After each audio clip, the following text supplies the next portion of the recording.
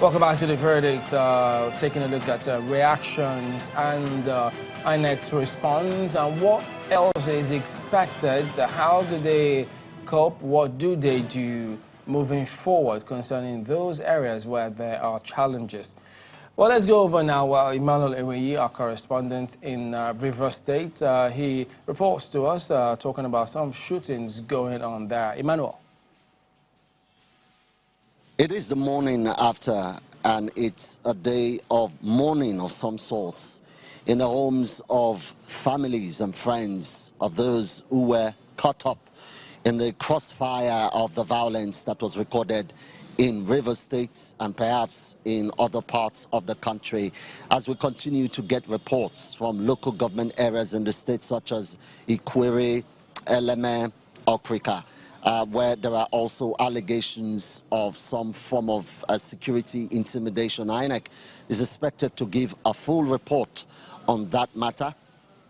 But there are areas where the elections seem to have gone down well in the state, especially in local governments such as Abua, Odua, that used to top the charts as far as election violence is concerned. In recent times, this is one election that we don't know how it actually happened, but there was this calm, there was this peace. There was no fighting. Every person went about, voting and going away. There was no shouting.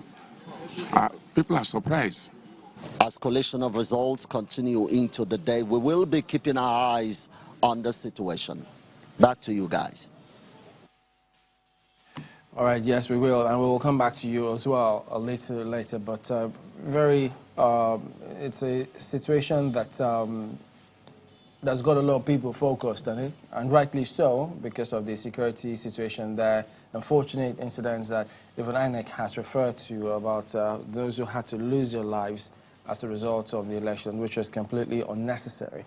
But we're also keeping tabs to find out what else in terms of the reports coming through about a standoff of sorts involving some INEC official.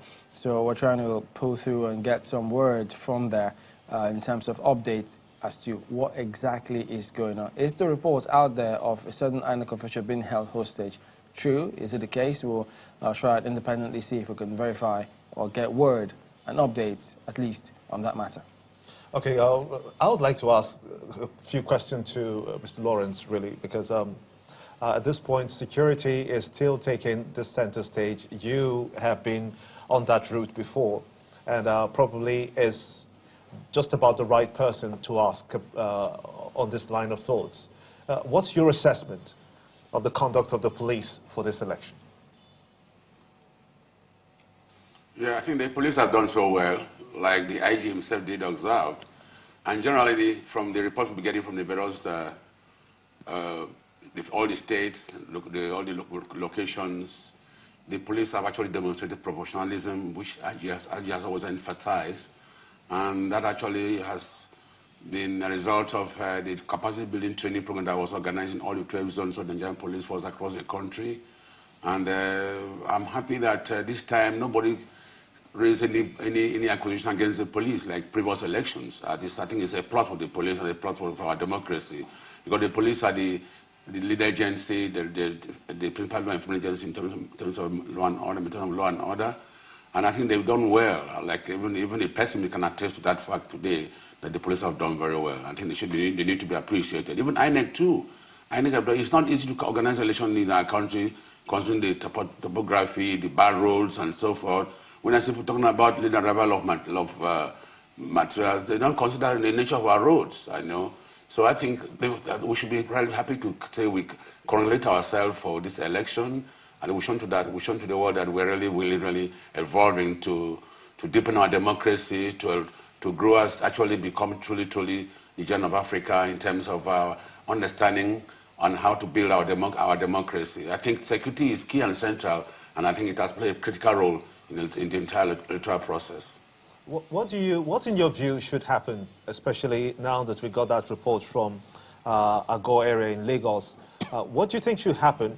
Because we have some level of information about how the police conducted themselves within that particular area, and having to perhaps leave their posts and giving way for hoodlums to attack ballot boxes and disrupt the process. What, in your view, because you're an expert and you have been through this a number of times, as a matter of fact, what do you think should happen at this point?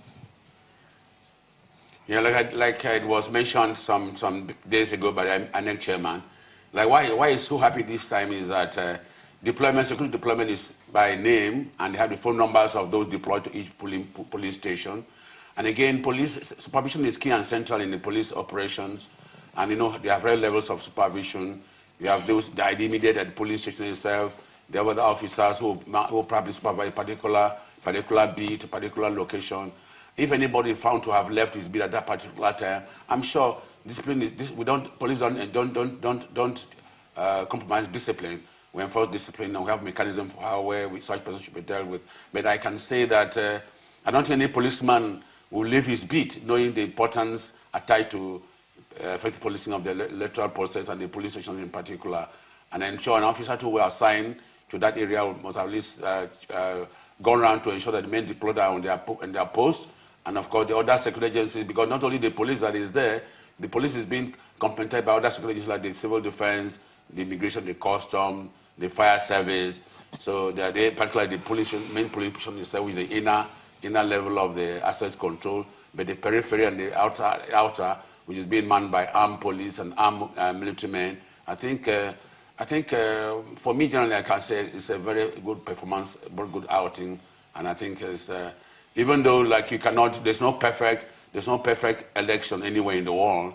There are bound to be some element of crisis here and there, because election is all about competition. And yeah, people adopt various means to Mr. Lobi, ensure they are the other. If I could jump in, you know, there are those who expect a certain level of professional conduct on the part of the police, especially in context of several briefings and expectations that have been highlighted before the elections, more so owing to the rescheduling or postponement of the elections, which eventually held yesterday in many areas.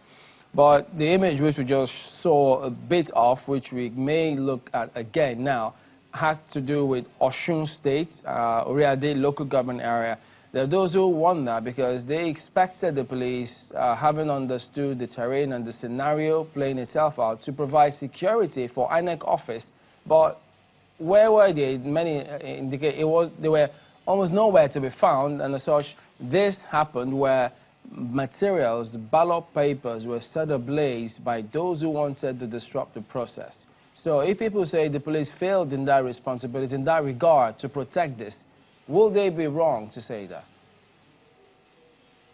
No, I think it will not be right to say the police have failed. The police have done well.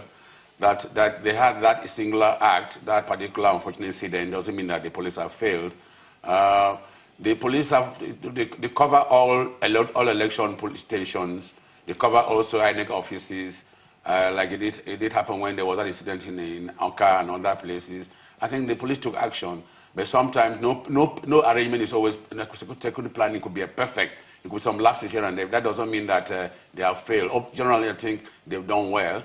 And again, it's also, we should also ask ourselves, Nigerians, it is, you see, because we lack the sense of shame, sense of fear of God, and that true human being in us. Why should the Nigerian go and burn INEC office? What does it tend to achieve? And all this is the handwork of unscrupulous and unpatriotic Nigerian politicians who are so desperate, who feel they must get it by hook or by crook. Why, if you say you want to be a person who wants to lead the country, you want to be voted for, you contest an election, why not allow the process to take its course? Why not allow the due process to take its course? Why not allow some element of transparency, accountability, some fairness? But when they now degenerate into that beastly attitude of organizing youths who are all informed to go and either burn or destroy, I think it's unworthy of a human being and unworthy of any Nigerian who wants to become a leader.